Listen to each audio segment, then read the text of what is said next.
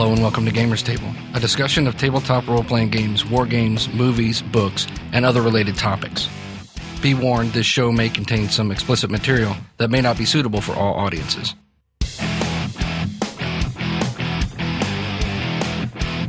Hello and welcome to Gamers Table. My name is Eric. This is Mike. This is Dan. This is Mark. This is Jason. I'm Sean. This episode we're going to talk about Dead Worlds. Like Mars. Mars. Yes. Is that still a planet? They keep decommissioning them. Very much alive. It's working its way this way. Okay.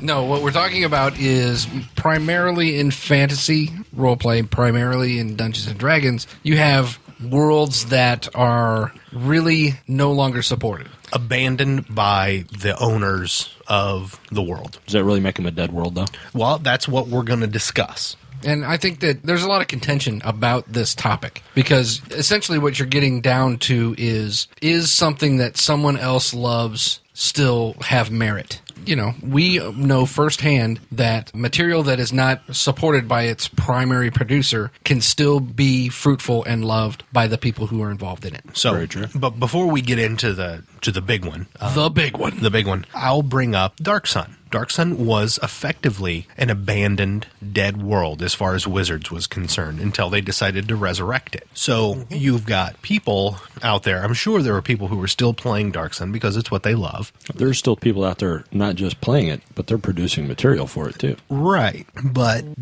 I guess the question is, at what point in time does a game stop becoming Relevant.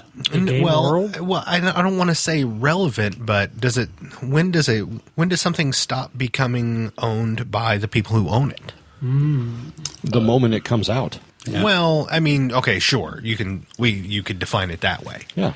You buy that book, it's mine. Right. You know, and I'm going to make it my own. I think. Well, you do make it your own. I mean, it is your campaign. Well, I think, honestly, to really dig down deep into it, it only becomes the property of those who love it if they still produce it after it becomes public domain. Because up until that point, the people who produce it and own the rights to it can do whatever they want to with it. But you can choose not to buy that book. Exactly. As a consumer, you can... Well, okay, I understand that, but if you are a hardcore canonite, I believe that this is canon. This is what I like. Dan, you only believe what goes on in the 6 movies that Lucas released for Star Wars. That to me, that I prefer, and the kind of like my new stance. It's not really new, but I try to take these things as completely separate. There's a Star Wars that exists that was the 6 movies. And Right. then there is everything else. Yeah. Well, according to George Lucas. He's not here.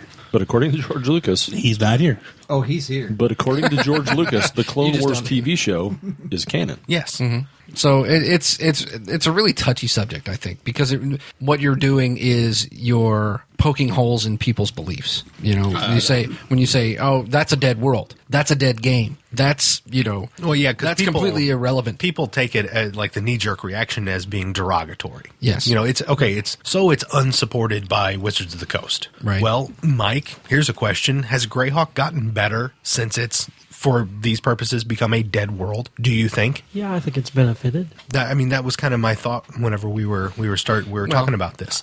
Sometimes When you put these things in control of the people who love it and are not doing it for money, because Mike, you're not doing it for money. No. You're doing it because you love it. That's when you get really good stuff. Well, that's because labors of love are always more interesting than, things that are not. Yeah. With people just doing things for a paycheck or just because they're told to, they're not going to put as much heart into it. There are fortunate individuals who may be lucky enough to do the things that they love, but it's a For a different living. thing. Yes, for a living. Right. But yeah, I think that the moniker of the dead world is not a fair title. We're going to title the episode this because that's going to get people thinking. But in reality, words carry a lot of power. What was the death tax called before it was the death tax? It was the estate tax. Right. But words have power. You call it the death tax, and now it's this. Right. It has this negative moniker along with it. If that's even the right word. Republicans. Eric got us onto this. What was the name of that documentary on PBS? It was called it was The Influencers, Yeah. I believe. Yeah, The Influencers. And it was just people who hired a guy who just studies words. Yeah. That's what he does. Yeah,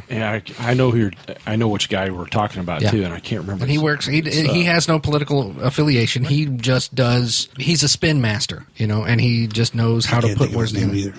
either. It's an amazing documentary. It's not David Frum, is it? At any rate, It doesn't matter. Abe Froman. Abe Froman, The Sausage King of Chicago. I agree with the words thing on Wizards' website. I don't know if it's still this way, but when Greyhawk and Dark Sun and Ravenloft and all those game worlds were out of publication, they actually on their own forums put them into a separate category called Other Worlds. Right, Yes, kind of like they other. archived it. Yeah. Yeah, Or they it were- was still active. they but were it was segregated. Segregated. But The marginalized. funny thing about that is, though, when it's a campaign world or setting that the company has walked away from as far as producing new material for it, you're basically leaving a void that has to be filled by someone, and it's going to be filled by the fans. Now, whereas with, say, Forgotten Realms, for example, the opportunity really isn't there for those fans to do that for Forgotten Realms because there's something There's there. always new, Right. quote-unquote, official material. So there aren't going to be a lot of people that are going to be out there detailing. Like Mike's favorite place in Greyhawk is Ull. Mike has probably written more about Ull than any other human being on Earth. Yeah. And Yet we've never played there. That's right. it's a good point. That's Mike true. doesn't want us to sully his But we can't but, ivory tower. but the thing is, there's Forgotten Realms is a huge place. Are there really people out there that are taking this small area of Forgotten Realms that they've pretty much neglected and there's really not a lot of detail about, and that guy's expanding on that? No, because there's some kind of detail about it somewhere, and to write about it now would fly in the face of what's already been written. Ravenloft actually had the best Dead World community, I think, because that community actually got them back into publication, and they used the fans' input. Yeah, that is rare and amazing. I thought that was a class act. That wasn't a Wizards of the Coast book. That was one of those sword and sorcery books, wasn't it? Yeah. You're talking about the Ravenloft? Yes. Yes. Yeah. I've got it. White Wolf was putting out Yeah, Ravenloft White for a Wolf. while. Yeah. What? Where do you come up with all your money to buy everything that you could possibly want? It's called eBay. Why haven't you bought us a Sultan gaming table It's yet? called He Paid His Dues Wiping People's Dirty Butts. And if that's what it takes to be rich, call me poor. And I think Dark Sun went through the same thing. It had a really good fan community, and then when 4th edition picked them up, I'm pretty sure They kinda let the- built on what the fan community done. I think that's a smart thing to do because you're giving props to the people who Well, put it's a lot free of hard work. Exactly. And they're writing about something that you own, so you can take it. Right. And none of these people who wrote those things got paid, did they? I think they would Some be of them lucky. might have gotten into careers Because of it? Yeah. Give back to. Can I ask Mike a question that may or may not make the cut? No, I can't. No, Ask it, Dan. I can't Would stop you. If Wizards offered you a job, would you take it? Well, yeah. Well, yeah. He As wouldn't long just as you take could it. live in the same house and e-commute. Yeah. Sure. He would not only take it, we would make him take it, and we would fly him to the airport. We would drive him to the airport and make him go. But he'd still want to keep his job at the motel. But Well, you know what? because It's a double-edged sword. would you It'd be cool. still continue to love it? I mean, there's the fear there. There's a lot of fear with people working there because they always have annual Christmas layoffs. Wow. That's a quality company right there. That's not just your company. So they're or not- that's not just Wizards. That's Well, around Yeah. the country. So I'm saying That's why a lot of people kill themselves at Christmas. they're They're not dumping worlds; they're dumping employees. right. Right. Yeah, a Savage noob Ghost. is no safer than like a hotshot Monty Cook at Wizards of the Coast. You can get cut. So I don't It's all know. I don't about- know if I could live with that every year. Am I going to still be working with Wizards of the Coast? Well, you got to take chances, though. I guess. If there's something out there that's attainable and you don't try for it, You'll then- regret it. Yeah, you'll Most regret of it later. the people in the industry now that I communicate with, might have used to work for the Wizards, but now they much more prefer freelancing. Get their name Yeah. known by working at Get- Wizards. Yeah, get that reputation. Right. But freelancing also means that they've got another job to pay the bills and eat on. So Hey. Well, see, Sometimes that and happens. like, so I mean, we go back to Wizards of the Coast because that's the big one, and I sometimes wonder if this cycle isn't intentional. They send these worlds off to the internet to just kind of relax for a while. You don't actively pursue it within the company because you can't stretch yourself that thin and say you only do 3 worlds at any one given time. So you just, you send it out to the farm community. I almost wonder if it's not intentional, if that, if there isn't a strategy there. Well, in second edition, we had all these worlds because they kept creating them all at the same time. They were drunk with their own popularity. And then I guess the third or maybe the fourth edition model then was put one out every year. Yeah. Which really didn't do much. Which I think, in retrospect, was not sustainable. No, it was more just lip service for a certain community every year. And everybody crossed their fingers hoping it would be their world this Right. year. To generate buzz. Because I'm kind of surprised with, you brought up Ravenloft, and they did get brought back. As a board game, Right. Well, that is kind of but not as a and that playable really world. surprises me, as popular as Dark Worlds, as vampires, as I mean that Yeah. world was so far ahead of its time. Right. I think. Yeah, the Yeah. last couple of years would have been an ideal time to release. When did it end? Except the 2010? vampires of Ravenloft don't sparkle. Oh, you mean the original When they- Ravenloft? Whenever they stopped? Oh man, that was before college. Let's talk Really? about Dead Worlds. thought How they- World of Darkness is not on top right now, I'll never understand. They must have Well, I terrible just management. read Everybody's playing Dresden. You know what? World of Darkness is it may not be as popular around here, but in Europe It's still big. and other places, there's a lot of people who still play it. And just going to a game shop today, I looked at their game section, and World of Darkness is just as big, if not bigger, than the Wizards of the Coast section. It's not really related, but you brought up. Well, okay, maybe it is to World of Darkness and Dead Worlds. I thought they being White Wolf, were doing something interesting. They have a source book out, Yes. and they have a Kickstarter for it. Right. This is what we want to do. Yeah. Is the community there for it? I think that's brilliant. Yes. I think they'll go over their goal. Yeah. I honestly do. Yes, and it will get produced. Yeah, and it's really interesting because their perks for the different levels, because I don't know if any of you guys know what Kickstarter is all about. It's a website that you have a product or you have something that you want to get started, and you put it out to the community that, hey, this is my idea. Will you help me fund it? Basically, kickstarting your Exactly, and there's different levels of bidding, or not bidding, but donations. Buy-in.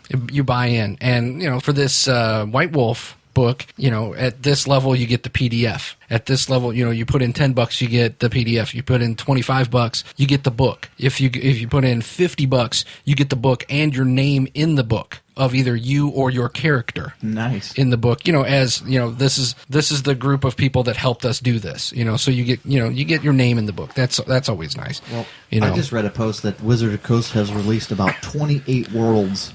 So then how many of those are still in circulation? Wow, really? I Yeah. never really. They've got 28 Counted. worlds out there. Well, granted, I know 5. Right off the top of my head. And most of them are Ravensloft, Savage Coast. They're all done. Oh yeah, my I could, personal 5. favorite, sitting right there, Al-Qadim. Yeah. Oh yeah. There's game worlds much Spelljammer. deader Is than it- any it's of the ones done? we mentioned. Yeah, well, Spelljammer or Planescape. That's another big one. Planescape. There are definitely people still playing. Planescape In those has campaigns, a big though. online community. I think that one's Spelljammer still has a big going. I think I online did community. read that one is still up. Which one? The Planescape. Planescape. Or- Yeah. Online, like Mike said, there's online communities are keeping these things alive. And when you talk about dead worlds, are these worlds dead? I don't think so. I think that, like you said, once you put it in the hands of the fans, that's maybe the only time it's really alive. That was kind of my contention. Oh, I'm sure there's still people playing Ravensloft today. Yeah. Yeah. Oh yeah. Absolutely. I wouldn't even say that those campaign worlds are even on life support. I think they're thriving. You can go to the Wizards of the Coast website. You can look at their message boards for those other worlds. And granted, they may not have as many people, as many threads, or as many people on that board at that time as, say, Forgotten Realms would. But there are still thousands of people there that are interested in what's going on. So the There's supporters a are not regular. there, but the fans are. And of course, then you got websites like Cannon Fire that specifically support Greyhawk, and they have annual post fests, and they invite the community to submit articles and Right. and write about it. And now Mike is actually in charge of recruiting people to.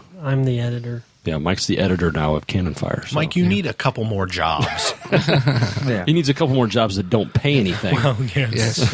If you made money at all these jobs, then you would be Jamaican. Yes. I got 15 I got jobs. 15 jobs.